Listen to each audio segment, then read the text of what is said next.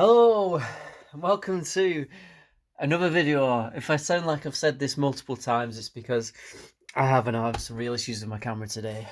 Um, Apologies if I keep sniffing now and then. My hay fever's really bad at the moment. I will try to keep it to a minimum. I just had a bit of a sneezing fit before, so anyway, back on to what the video is actually going to be about. Yeah, I'm going to talk about my PS4 collection. I always thought that I couldn't really make a video about this because I didn't have enough games for it to be interesting. But having said that, I've seen other people do videos and they've got a collection of like 50. So I thought, well, why not? And if anything, a lot of my games maybe you wouldn't see in every collection. So yeah, so that's why I've decided to do it. I've got about 120 in total. I know you can see there's some PS3 games there as well. I'm not going to go through those. It's just the PS4 games we're talking about today. So I'm just going to go through, say what I think of them, basically. Give my thoughts and yeah, see what you think. I'm probably not going to get through them all today because even if I talk for like a minute on each, it's going to be a pretty long video. So probably I've got about there's just a few more just off screen here at the moment. So I've got about 4 columns to get through really.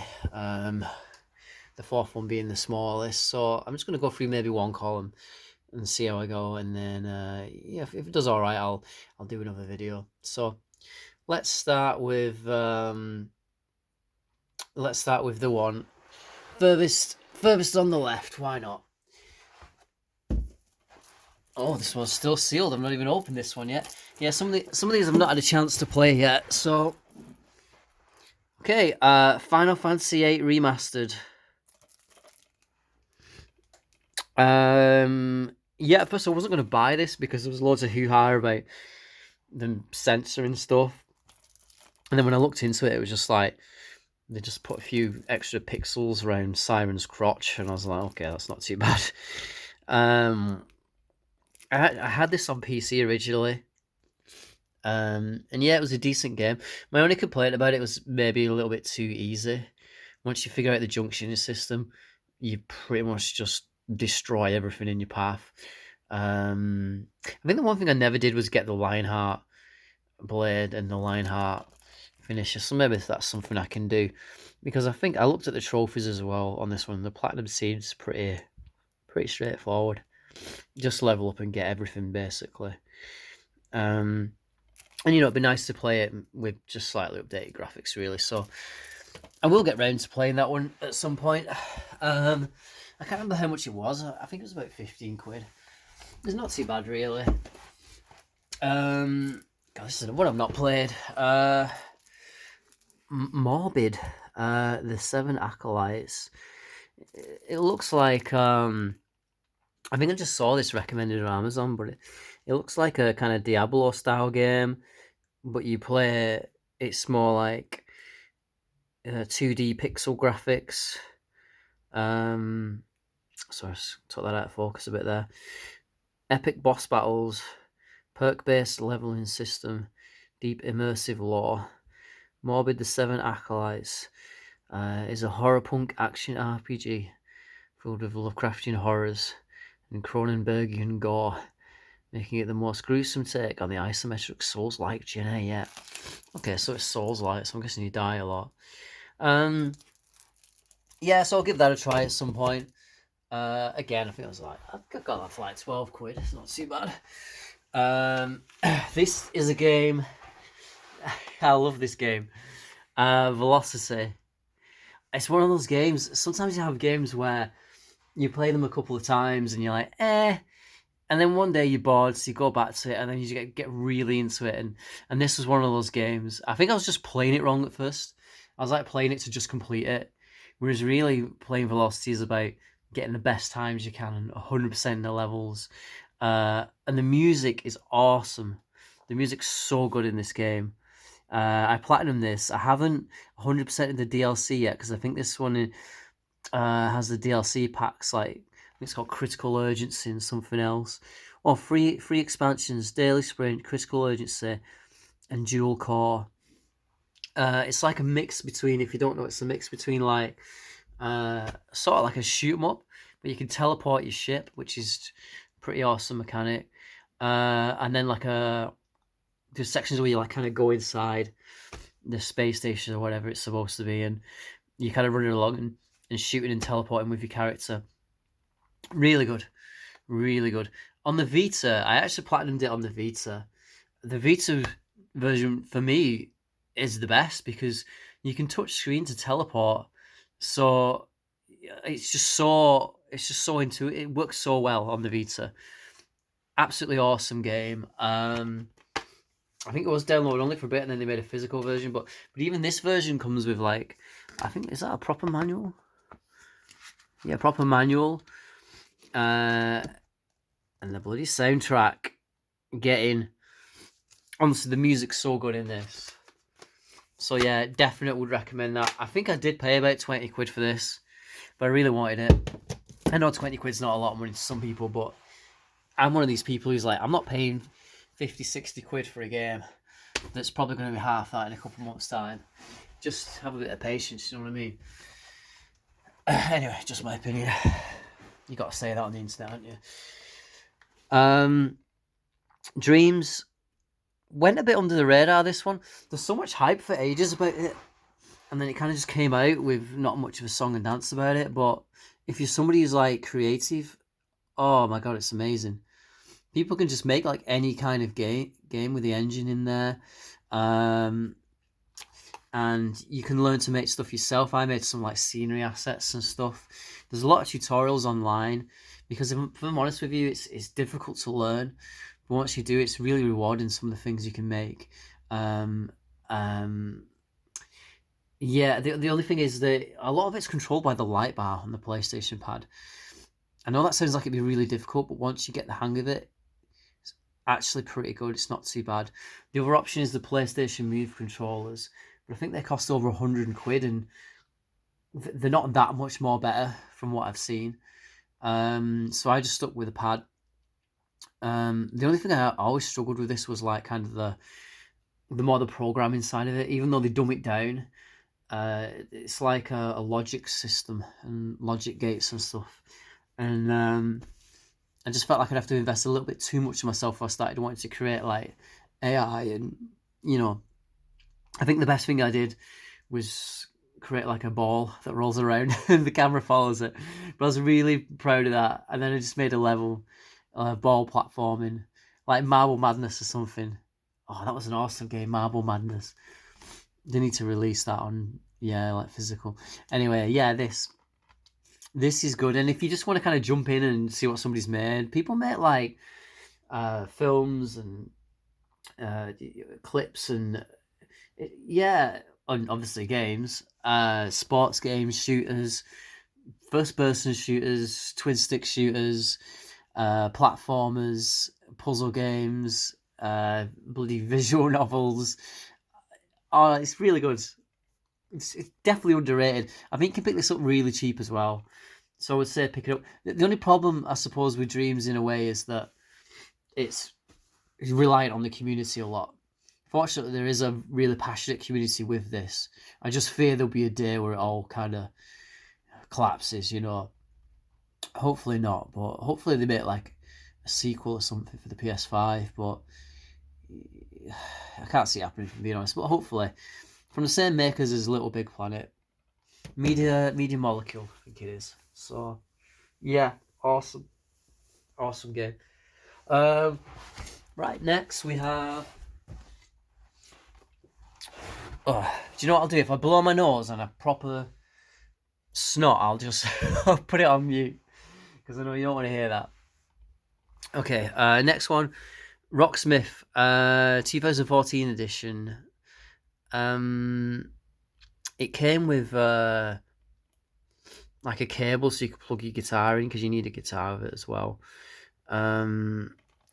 It's pretty good. It's pretty good. Does what it says on the tin. There's not enough tracks in there for you to learn, in my opinion. There's a few more with DLC and stuff that you can download. But if I'm being honest, I just like guitar, and it was a nice novelty niche thing to have, and to get like a trophy for mastering like the Satch Boogie. If you don't know what that is, then you're obviously not a guitar fan. But to get a trophy for that on the PlayStation is pretty cool. I think I got through like the first couple of minutes of Satch Boogie, and then I think some stuff went down in my life, and it became less of a priority. But I'm probably going to pick this back up at some point because it is pretty cool. It's just if you want to learn the way the fretboard works, kind of like Guitar Hero, but to kind of process that in your mind and learn as you go along is quite difficult.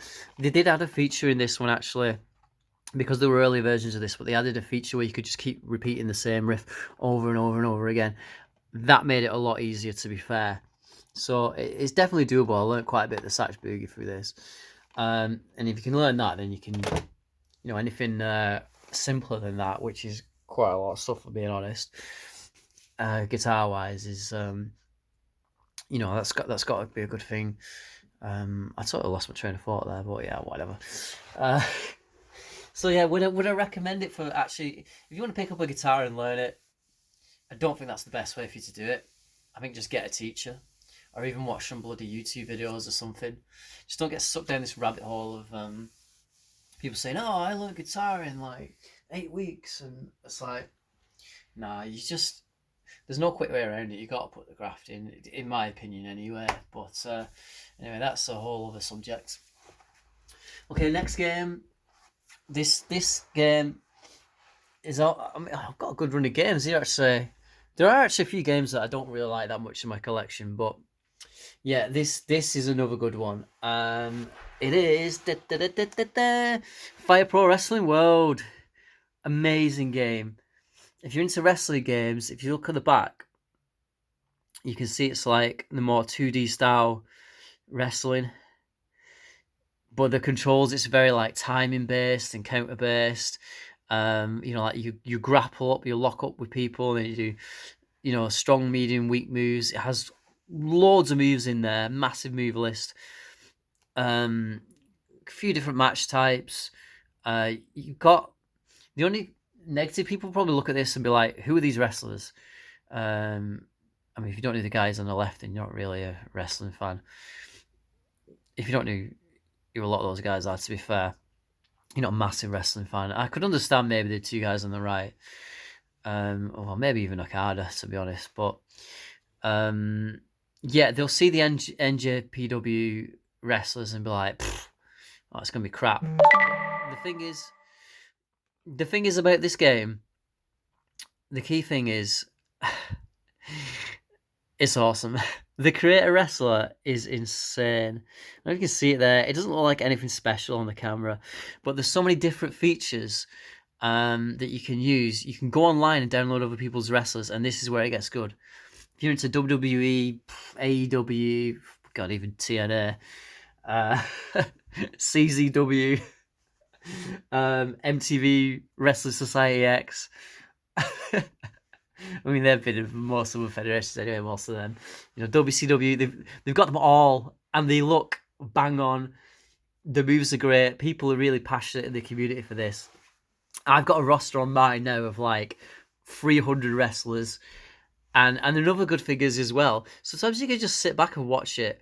You can set up a match, like a Royal Rumble or something, with like 50 wrestlers, random select. Oh, who's in next? Oh, it's Edge. Oh, God. And then the next guy's flipping like, I don't know what you're gonna say, Edge. Oh, it's Ultimo Dragon. Oh, it's Tetsuya Naito. Oh no. It's evil. Like, Shark Boy, Kenny Omega. It's insane. And then just to see who wins, it's just a good laugh. Like, I can literally just sit down and watch the wrestling matches. It's so good. I think this is awesome. It's on PC as well. It's probably better on PC. I think maybe there's more, more mods and stuff. I think you can download like designs for the ring as well. The only negative I would say about this game, well, two negatives. One bigger than the other. The bigger negative is in terms of music, again, you might be able to do more about this on PC, but there's only like two background music tracks for when you're wrestling. Um, it can get pretty repetitive. But then you can just turn that off. You can put your own music on. Like, to be fair, I said it's a big it's really not a big negative at all. The game's still freaking awesome. If it had one music track, it really wouldn't bother me that much. Yeah, so there's that. And then the only other, I don't really want to call it a negative, but for me, the career mode is just like a lot of text boxes and Japanese wrestlers going ha ha ha, talking. A lot of it's around like NJPW, like their wrestling culture. So they talk about like the young lions and stuff, and there's a lot of people might not get it. But then the matches just get a bit like, oh, it's just repetitive. It's more fun just to download wrestlers and make your own matches and do your own thing. I think in the career mode you eventually end up getting the NJPW title, but I got about halfway through it and I was like, eh. But I think I was just pretty much like battering everyone. The thing is as well, the only other thing, and again this isn't a negative, because if you know going into it, you really need to kind of like look at the controls. It's not one you can just pick up and do it, because you'll find, yeah, you pick it up and maybe you kind of scrap into a certain level, but like it took me ages just to figure out how to tag my partner or how to do like a running move into the corner turnbuckle. Stuff like that. You just, it's not very intuitive in a way, I would say. But you know, a lot of the people who buy these games probably played them all before and already know that stuff. But for me, I was like, how do I tag my partner? I was having tag matches. I was having like 3-on-3 tag matches. And I had to just basically like beat all three on my own. And I was just desperately trying to stop him from tagging because to get a fresh man in. But I was still winning, to be fair. That's one thing I would say is once you get to grip with the controls, definitely whack the difficulty up, because you'll start absolutely annihilating your opponents at that point. But then just whack the difficulty up, and again there is online play as well if you want like a real challenge, because this is one of those games where people online are pretty good, you know. So if you're looking for a proper challenge, if you just want to play with your mates, and just say like, oh, I'll bet on a wrestler, so in a fatal four way, you know, whoever wins doesn't have to take a shot, everyone else has to down a shot, you know. Or whoever wins can nominate, so you know, something like you can be quite inventive with stuff like that, you know, if you're an alcoholic. Just kidding. Right, okay. I did a big head then. Just kidding. Right, Medieval. Yeah, remake of the PS1 game. It's like an action platformer. Yeah, it's really good actually. I played. What's daft about this is I played right to the end, right to the last final battle, and I saved it, and then I've not touched it since. And that was a few months ago. So, yeah, I really need to go back to it and finish it off. What annoyed me is I was loving it, and I thought, you know what, I'm going to platinum this game.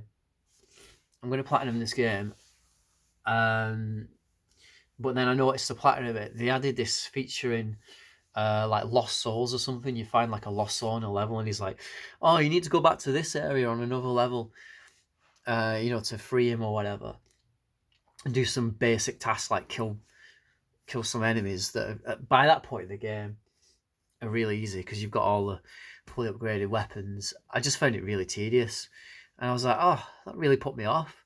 But if you're not bothered about platinums or a bit of tediousness at the end of the game, you know, an hour or two to get that, then I would recommend the game. If you're just looking to play free for a laugh, I need to kind of get off this hang-up of platinums, which I am pretty much off now. It just annoyed me with this because I went through thinking, I'm going to platinum this, I'm loving it. And then the bloody Lost Souls, I was like, oh, do one. I mean, they basically just put it in to, like, pad out the game. So, yeah, I wasn't happy with that. It is a good game, though, to be fair. Right, next one. Yeah, this is a game in the Yakuza series. I don't know how well known it is, but it's Yakuza Judgement.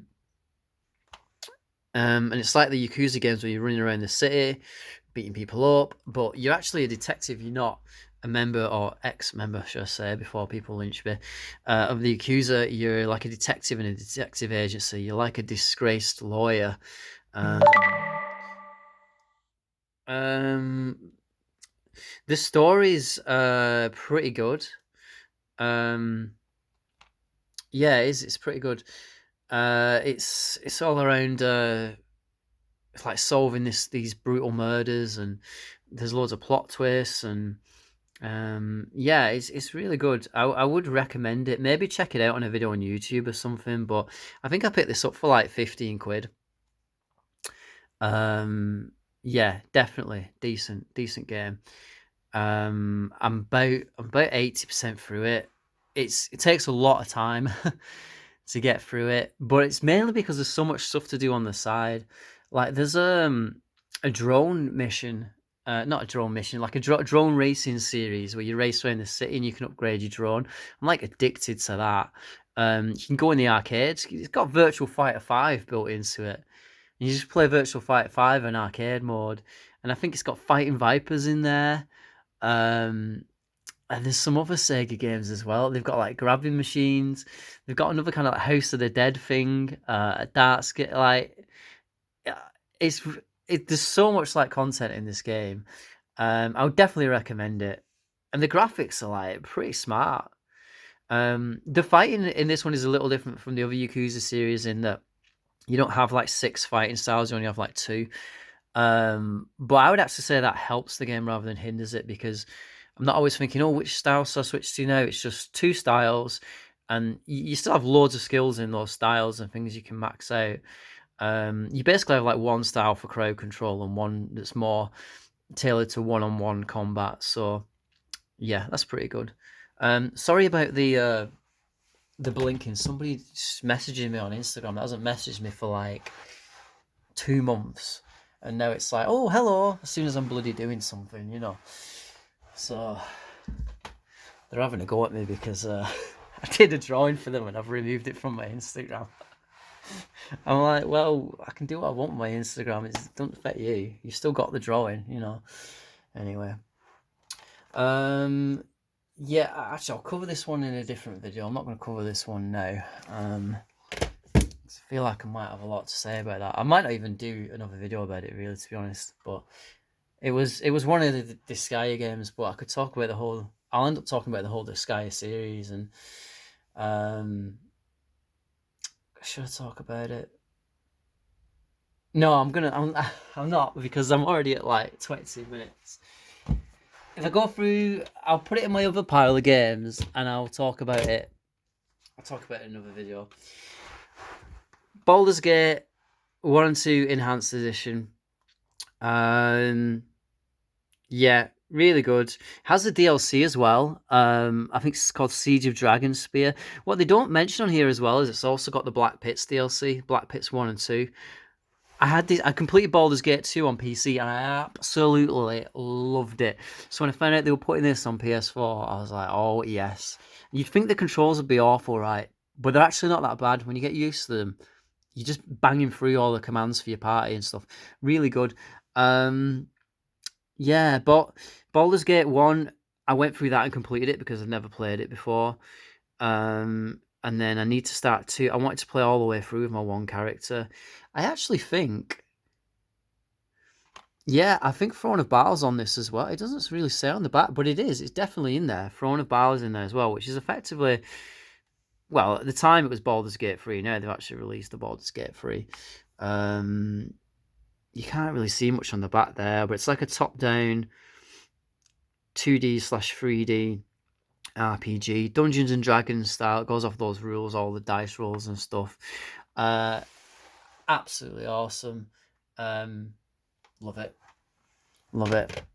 That's a series that's always going to be close to my heart. Yeah, okay, I'm going to do like, I'll say I'll do another 5 or 6 games, because the next 2 I'm not going to talk much about because I've not even played them, if I'm being honest. So there's not much I can say. Outward Day 1 edition. I saw this. I don't know if it was on a YouTube video. I think it was recommended on Amazon, and then I looked it up on YouTube. And as far as I can see, it's like an RPG, like a third-person RPG, but you can do it co-op.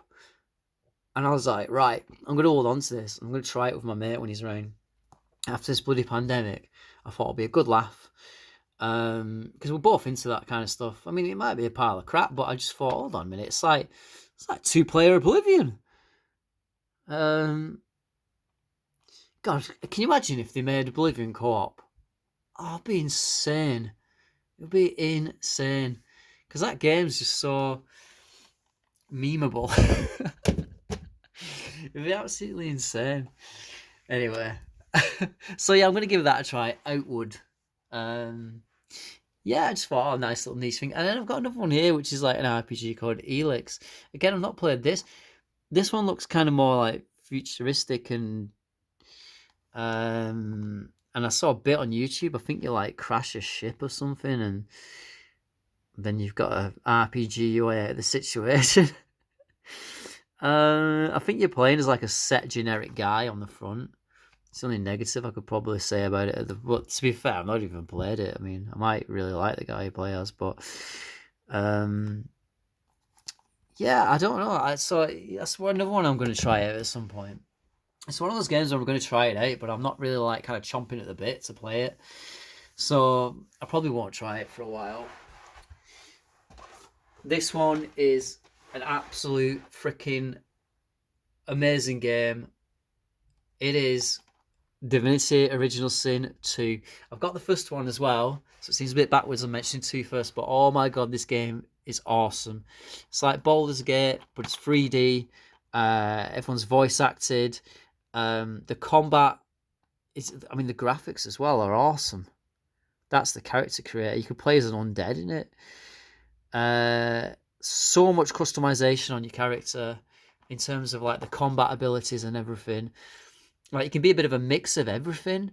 You can play as one of these set characters on the front or just create your own. The combat, and the same can be said for the first original Divinity Original Sin. It's very like element based, and you kind of take in your environment and kind of use that to your advantage. So, for example, if there's oil on the floor, you can set it on fire.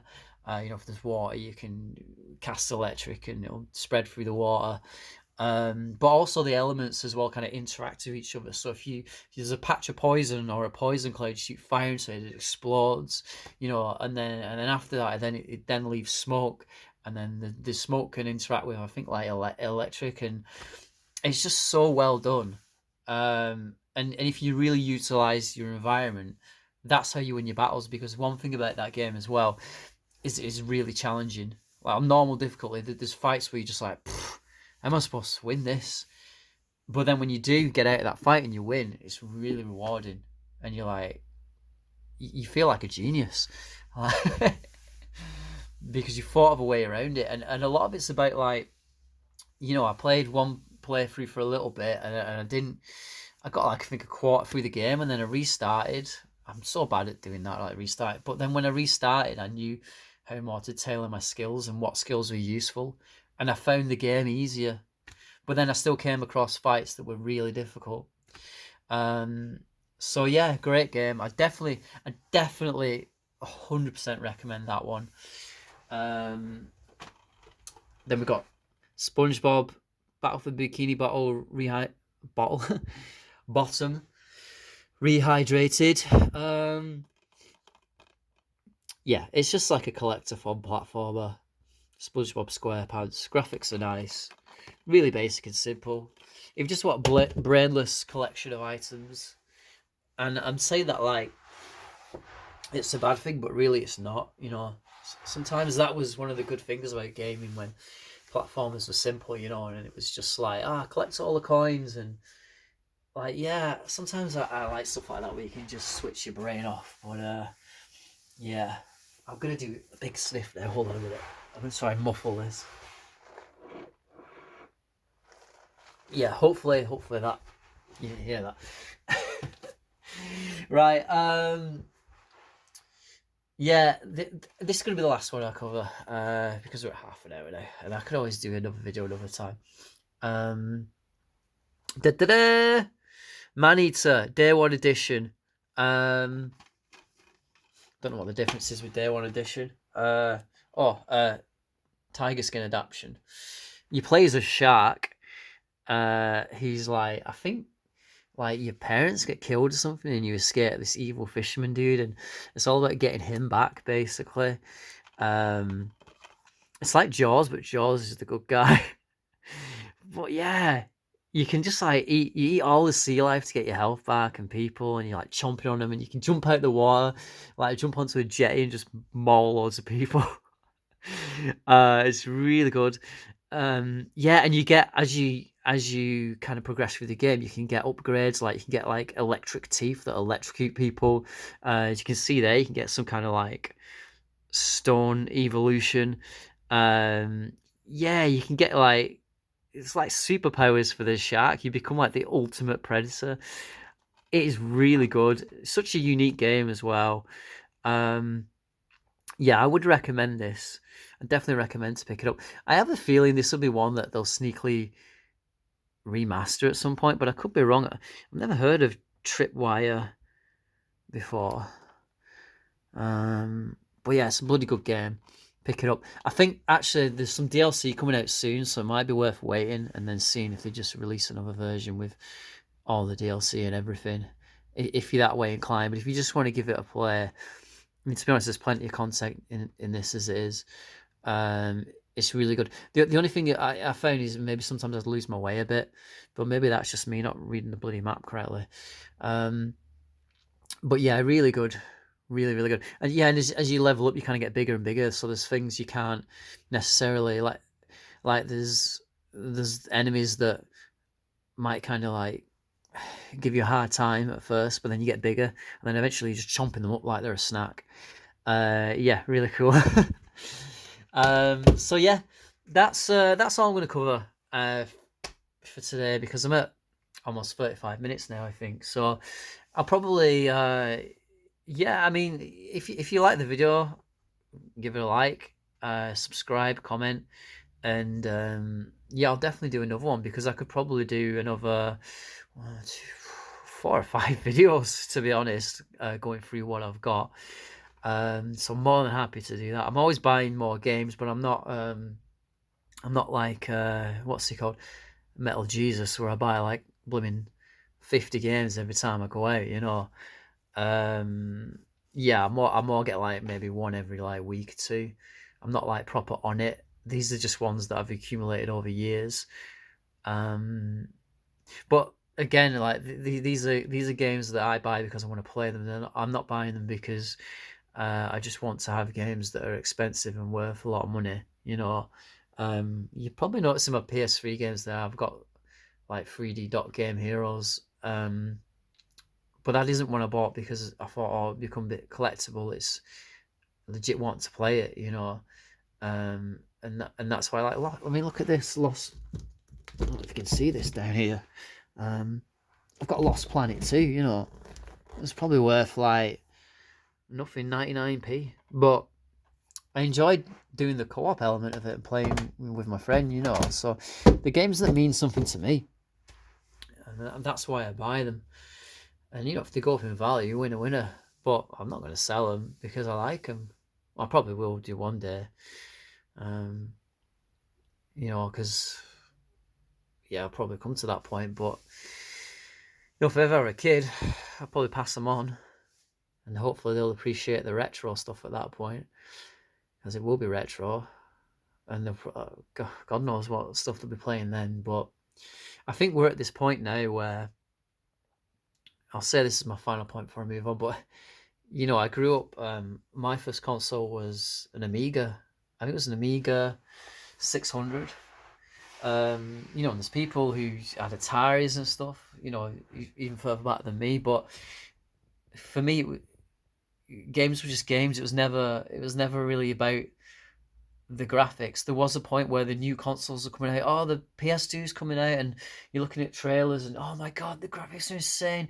And I remember I did used to kind of feel like that, but now I happily go back and play those games because I enjoyed them and they mean something to me. And even the games I buy now, there's games in this collection. I think I've got Agalos there somewhere, which I'll probably cover another time. But it's basically like an 8-bit game on the PS4, and I know people have spoke to them and they're like, "Why did you buy that? Why would you play like an 8-bit, 16-bit looking game on a PS4? What a waste!" But I don't really see it about that. A good game is a good game.